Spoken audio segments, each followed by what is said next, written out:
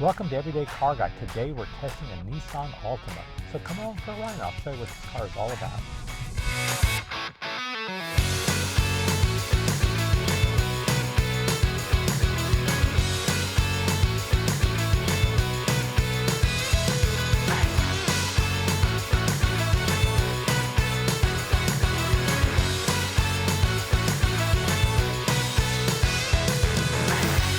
Hey, welcome to Everyday Car Guy. Today we're looking at a Nissan Altima. This is a 2023 Nissan Altima. How do I know that? Well, there's a sticker inside your door that you can find. You open up your door and usually on the sill are two labels. One label indicates what your tire pressure needs to be set at. The other indicates when the car and where it was built. You can see that this car was built October 23. That means this car left the assembly line in October of 2023. This car's practically brand new. This is the SR model, so it's two tiers up from the very, very lowest model. This runs about $28,000 and change. The Nissan Altima starts around 26 for the basic model and then goes up into the 30s for a fully loaded Nissan. The one thing I like about the Nissan Altima, you can actually get it in four-wheel or all-wheel drive, as they say, which would be great if you had this car in the Northeast or up in, let's say Vermont or someplace, which would be great. There's not a lot of sedans made anymore, so having a full-size sedan is great, and they consider this a full-size sedan. At least that's what Enterprise says when we rented it. As you can see, it comes right away with aluminum wheels, has a nice stance. I like the layout. I like the way the back tapers down and tapers up here, coming to a point, giving it a nice stance. I really like the front grille. I like the SR emblem here and the Nissan emblem. This is kind of beefy looking. Unfortunately, the engine isn't so beefy. It's a little four-cylinder, 187 horsepower engine. The seating is pretty nice. You have quite a bit of legroom in the front and the back. The back seat is pretty nice. It has a lot of room back here. I'm 6 feet tall and I can fit in here without a problem. A bit of room for my long legs. As you can see, I have plenty of knee room here, and there's quite a bit of room back here. I have good shoulder room and plenty of headroom. Pretty comfortable back here, pretty comfortable. And to get into the trunk, you just reach here and the trunk opens right away. You can see that there's plenty of room back here. You can fit quite a bit of stuff, and you can pull the seats down 60-40 split. And there's actually a spare tire. To lock the car, it's all keyless. One button locks it. Two button unlocks all four doors. And you can get in. Let's take the car out for a quick ride and give it a road test. It's a rental car, and the fastest way to hook up a rental car to CarPlay is if you bring a cable. Now I have a really long cable, and you say, Mark, why do you have such a long cable? This is really long. Well, I have a long cable for a couple reasons. One, sometimes, for example, I'm visiting my son in Florida, I'll stick the cable in here. He knows his way around here better than I do, and he'll plug his phone, and he'll sit in the back seat. So all you do is plug the cable in on that end, and then we take this end and we plug it in to our phone. Just that simple. It should come up almost automatically, and it does, with the Apple AirPlay. And you can see it's pretty good. You can also look at all of your apps. Everything's here. Go to Maps, Messages.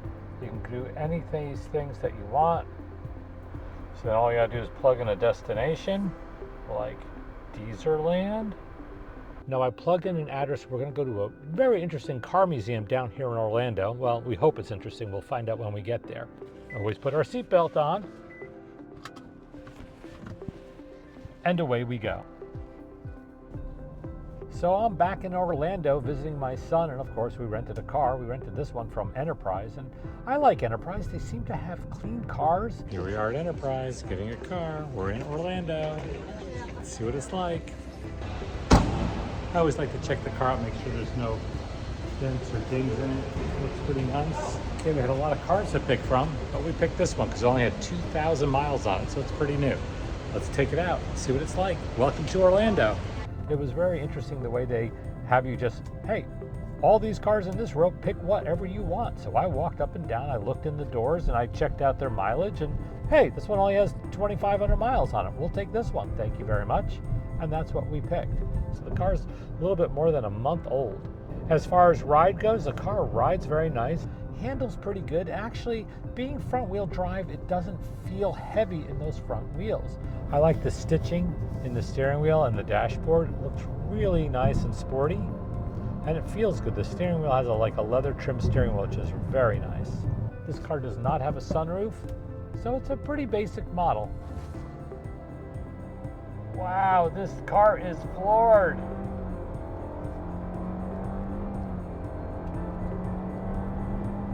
Wow, that took a long time. Folks at home, did you read a book or the newspaper while this thing was getting up to 60 miles an hour?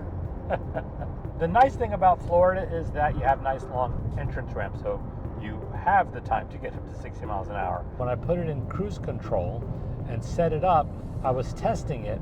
It does not have adaptive cruise control because I was getting really close to the cars in front of me. My 2011 minivan has this technology. Compared to my Tesla, it's kind of old, and it also doesn't have lane departure control. It has lane departure warnings. When you go out of your lane, you'll feel a rumble in the steering wheel and sometimes a sound. We'll just try it. Oh, yeah, there's a vibration, bzzz, like a bzzz in your steering wheel. It says, hey, you're going out of your lane, get back in your lane. One of the interesting things in this car, it has blind spot warning right here inside the car. You can see the light lighting up right here as a car goes by me. I like it here as opposed to in the mirror because your eyes aren't coming off the road as far. As with most cars today, it has your buttons on the steering wheel for your phone, your adaptive cruise control, your radio. This is how you put on your cruise control, set the speed, resume, make a phone call. You can ask questions of your computer here. Let's see, lane control, what does it say? Lane departure warning on. Go back, cross traffic alert is on, driver attention is on. There's a lot of information on the screen. As you can see, we have our speedometer, your gas tank is out here, and then it tells you how many miles you have left till you need to put gas in. You can change the screen, and it tells you what your fuel economy is. Right now we've been doing city and highway, so it's averaging 32 miles to the gallon, so that's pretty cool. The air conditioning, all the buttons are very basic. The air conditioning, the radio. I do like that the monitor, as in a lot of cars, are raised up. Some cars have the monitor with the air conditioning above it. I like the air conditioning below it. It works just as good. The most important thing is keeping your eyes on the road and just glancing at your monitor. I used to own a Nissan Altima. I bought it brand new in 2008. It was a hybrid Altima. It got 34 miles to the gallon in the city and 34 miles to the gallon on the highway. It actually had a range of 600 miles. That car had no problems. It actually held up great. It had leather interior. When I sold it with 130,000 miles, about 10 years old, that car still looked brand new inside and out. It was a great car. So I was happy to rent the Nissan Altima here in Florida. Well, I hope you enjoyed the test drive of the Nissan Altima. If you like this show, hit the subscribe button and check out more videos. Till next time, drive carefully.